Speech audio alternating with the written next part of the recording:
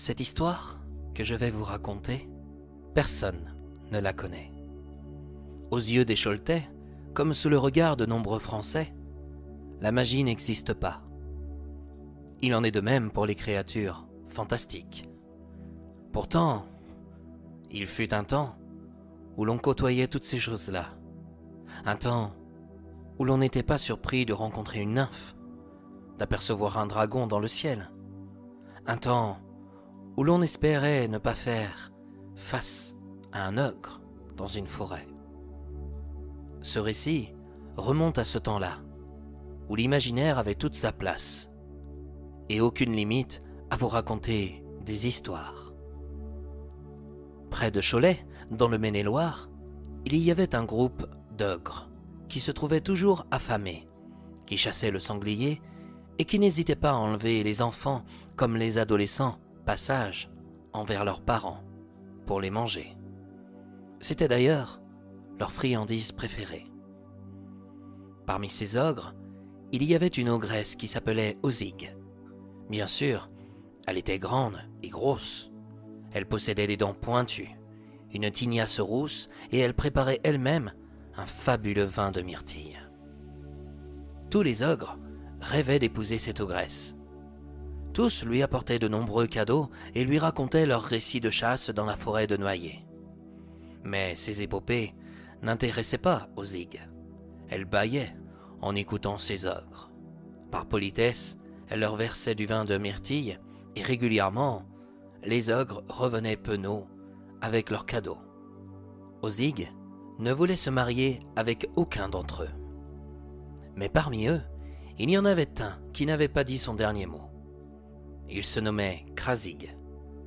Quand il lui raconta son récit sur sa dernière chasse, Ozig bâilla 6 fois. « Elle s'ennuie, c'est clair, » pensa Krasig. « Ah, si je souhaite acquérir son cœur, je dois lui trouver un cadeau amusant qui puisse la distraire. » En réfléchissant, il entendit au loin une mélodie douce. Curieux, il partit à sa rencontre. Ses pas l'amenèrent sur les bords du lac de Ribou.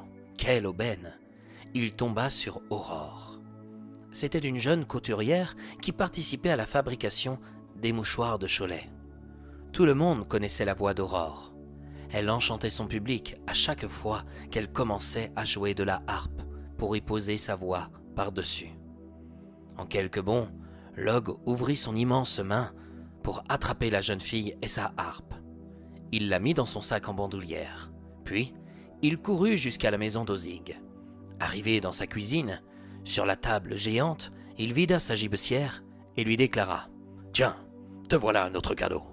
C'est une couturière qui enchante les gens avec sa voix et sa harpe.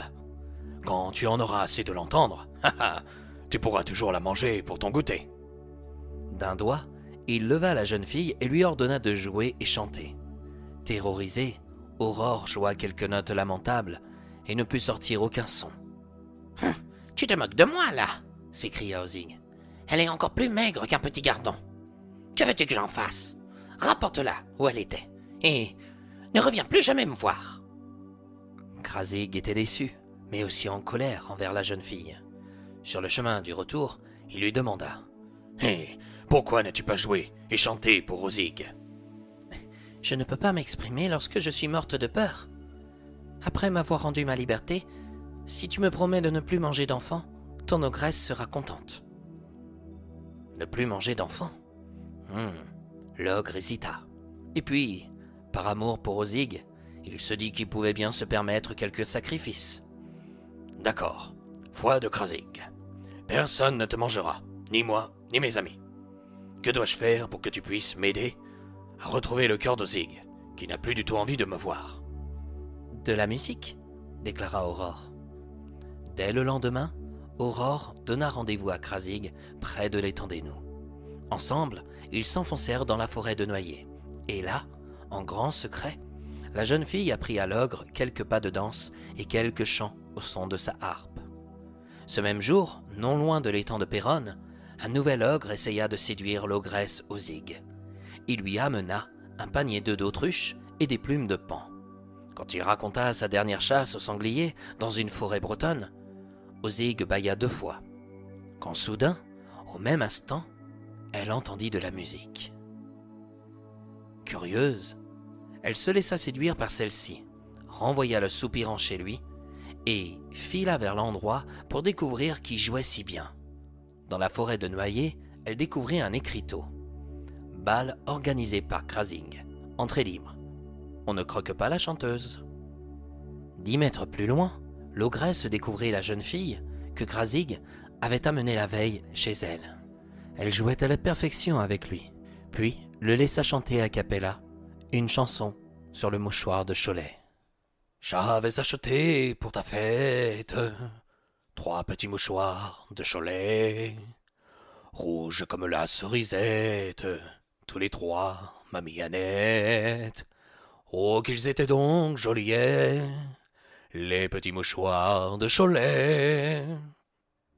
Quand Krasing aperçut Ozig, il arrêta sa chanson et laissa sa jeune amie commencer une mélodie douce et envoûtante. Ozig se laissa submerger par l'émotion et des larmes coulèrent sur son visage. À la fin de sa mélodie, Aurore sortit d'une de ses poches un petit mouchoir. « Tenez, c'est pour vous. Voici le mouchoir de Cholet. Il séchera vos larmes. »« Hein, c'est la première fois qu'on m'offre un si joli présent, » rétorqua l'ogresse. « Krasing, puis-je vraiment ne pas croquer ton ami ?»« Oh, j'ai donné ma promesse, et je compte la tenir. »« Comment peux-tu la tenir si tu l'as donnée ?» rétorqua l'ogresse. Krasing réfléchit quelques secondes, puis affirma. « Peu importe, Aurore est mon amie, et sans ses connaissances musicales, jamais nous n'aurions pu avoir cette conversation. » Effectivement. D'autres ogres arrivèrent et demandèrent d'entendre la jeune fille. À tous ceux qui pleurèrent, elle leur donna un petit mouchoir. Chacun fut charmé par son geste. Puis, en fin de soirée, la jeune fille affirma. « Maintenant que tous les ogres de la région se trouvent ici, je dois vous affirmer quelque chose d'important. Les humains ont très peur de vous, en particulier les enfants comme les adolescents. Je n'ai jamais su pourquoi vous préfériez les enfants aux parents, et ça, je n'ai nulle envie de le savoir. Cependant, vous avez tous reçu un mouchoir de Cholet. Ce petit bout de tissu en rouge et blanc est enchanté.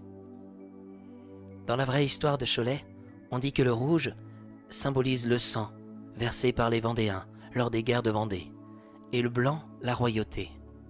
Mais à mes yeux, pour moi, le rouge symbolise l'amour pour celle et celui que vous aimez, et le blanc révèle votre pureté, votre sincérité, votre foi en ce que vous croyez.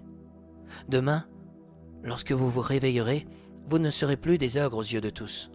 Vous serez aussi humain que moi, et avec vous, je pourrai ouvrir une petite école de danse pour vous offrir gratuitement au départ quelques leçons, si cela vous tente. » Tous les ogres acclamèrent la jeune fille et la remercièrent de sa bonté.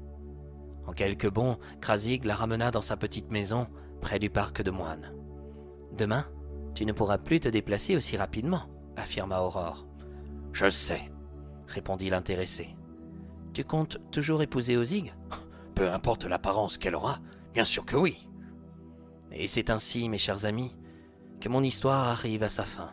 Bien évidemment, celle-ci se termine avec le mariage de Krasing et d'Ozig sur les bords du lac de Ribou. Devenu humain grâce à Aurore, il s'appelait désormais Karl et Zina. La jeune fille permit à tous les Choletais de ne plus avoir peur des ogres par le biais de leurs mouchoirs.